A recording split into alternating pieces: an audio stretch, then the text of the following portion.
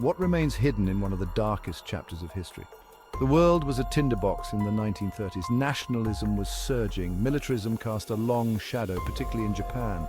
The Imperial Japanese Army, fueled by expansionist ambitions, marched across Asia. In their wake followed a secret unit shrouded in darkness, Unit 731. Formed under the guise of a water purification unit, Unit 731's true purpose was far more sinister. Located near Harbin, China, it was a sprawling complex dedicated to biological and chemical warfare research. Led by the enigmatic Shiro Ishii, the unit embarked on a campaign of unspeakable horror. Driven by a chillingly warped sense of scientific curiosity, Ishii and his team viewed human beings as expendable lab rats. They believed their work was vital to Japan's wartime dominance. The prisoners, mostly Chinese civilians and prisoners of war, were dehumanized, referred to as logs in a gruesome accounting system. Unit 731 was responsible for some of the most notorious war crimes carried out by Japan during World War II. I bet you didn't know the true extent of the experiments conducted at Unit 731. The gates of Unit 731 slammed shut behind thousands of innocent souls, their fates sealed. The compound became a living nightmare. Prisoners were subjected to unimaginable horrors, their suffering meticulously documented by the Japanese researchers. Vivisection, performed without anesthesia, was commonplace. Frostbite testing and the deliberate spread of diseases caused immense suffering and death. Pregnant women were not spared, their unborn children becoming subjects of these grotesque experiments. This is going to blow your mind. The depravity of Unit 731 knew no bounds. Prisoners were infected with deadly diseases like plague, cholera, and anthrax.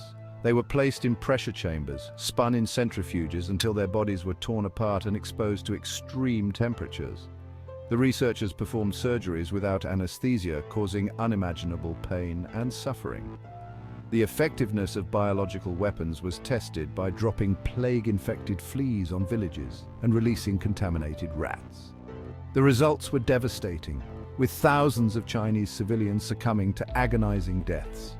The unit's actions constituted a horrific violation of human rights and international law. After World War II, the atrocities of Unit 731 were revealed. The war ended, but the horrors of Unit 731 did not.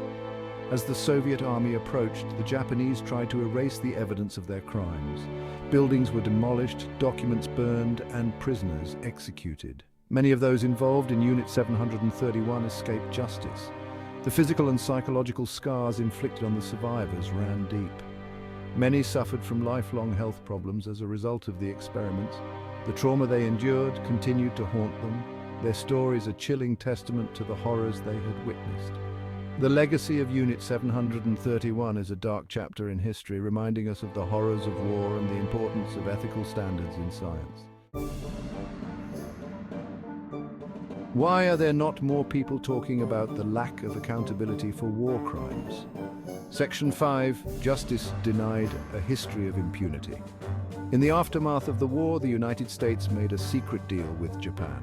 In exchange for data from Unit 731's research, they granted immunity to key figures like Shiro Ishii. This controversial decision shielded those responsible from accountability for their crimes. Despite growing international pressure, Japan has been slow to acknowledge the full extent of its wartime atrocities.